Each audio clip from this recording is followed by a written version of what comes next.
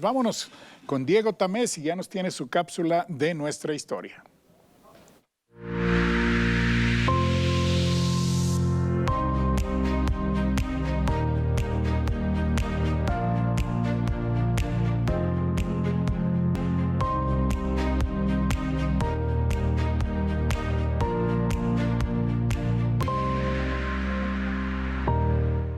Guerras por ideología política se han dado a lo largo de la historia. Ejemplo de ello tenemos a la Guerra de los 30 años en Europa que se dio en el siglo XVII, también la guerra que enfrentó a protestantes y católicos en Irlanda y en México, por supuesto que no fue la excepción, la Guerra Cristera. Un enfrentamiento que se da después de la Revolución Mexicana, justamente cuando se empiezan a radicalizar las leyes del gobierno de México, unas leyes anticlericales.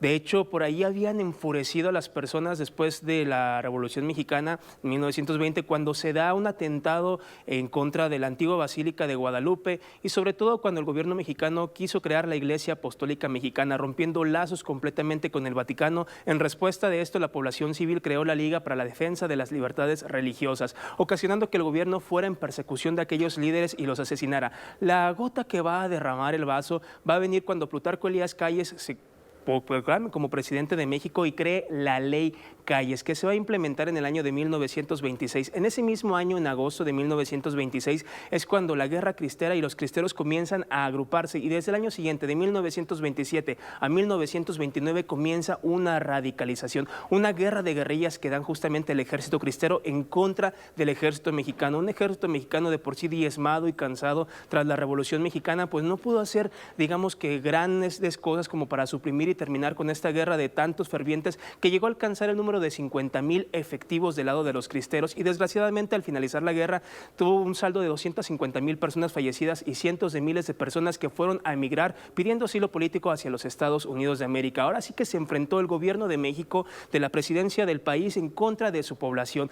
Cabe destacar que la población de México en aquel entonces era una de las más fervientes a nivel mundial hacia la religión católica, postura que apoyó por ahí el Vaticano hacia este movimiento. También lo apoyaron algunos países católicos como Irlanda y la facción de los Caballeros de Colón, una facción de Estados Unidos ultracatólica, y por el lado del ejército mexicano lo apoyó el Ku Klux Klan, este movimiento racista, supremacista y anticatólico. Entonces por ahí fue un enfrentamiento muy interesante que de hecho fue un tema tabú a lo largo del siglo XX porque pues había enfrentado por ahí algunas malas acciones y unas malas políticas tanto de un bando como del otro.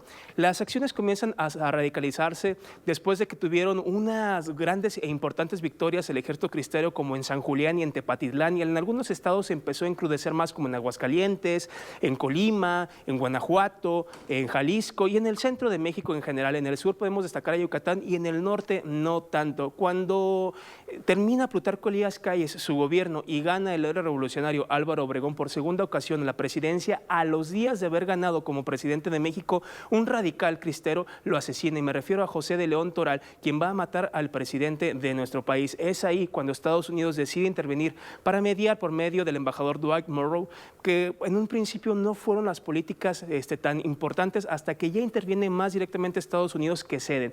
Le da su lugar por ahí el gobierno, la iglesia, y el gobierno se lo da a la iglesia, entonces quedan por partes iguales. Más adelante también se va a intentar radicalizar en el año de 1934 a 1938 con una segunda cristada. Pero bueno, eso nos queda de antecedente justamente algo que pasó en nuestro país. Muy interesante cómo es que una facción religiosa se enfrentó al ejército mexicano. Si le interesa, pues siga observando los miércoles estas cápsulas en el mejor noticiero de Despega con Chucho, y mi nombre es Diego Tamés. Nos vemos hasta la próxima. Chao.